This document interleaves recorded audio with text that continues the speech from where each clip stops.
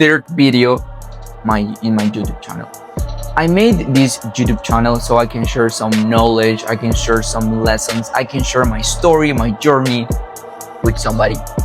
Because I have seen many people that do this in social media, in YouTube, and I really find so much inspiration with these stories, with these journeys.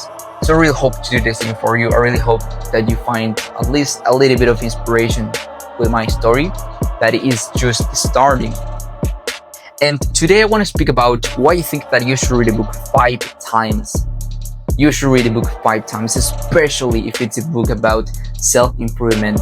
If it's a book about, if it's a fiction book, I don't think that you're going to find much value in this video, because fiction books are most about getting feelings, but books of self-improvement are more about getting knowledge, changing your behavior.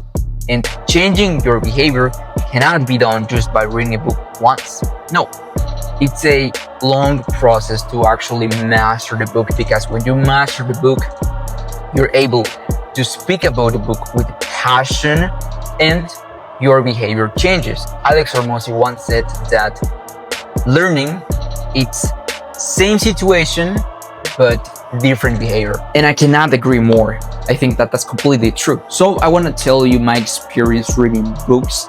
An example of Think and Grow Rich.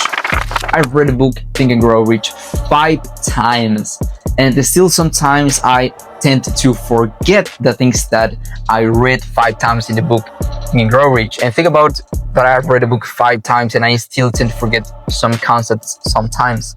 That means, at least for me, that you have to read a book 5 times until to have a decent knowledge of the book, a decent mastery of the book. Right now, for example, reading 2 books, this one called Mirror Fast Line and this other one called Can You Hurt Me? And these are incredible books that I have committed myself to read at least 5 times, and I will not read other book until I read them 5 times. Can Hurt Me, Mirror Fast Line, Can Hurt Me, and that process go. It's already 5 times. And the most important part is that it's not just about read a book, because if that would be the case, life would be a lot easier. Just, if you want to change your behavior, just read a book 5 times. That's it. No.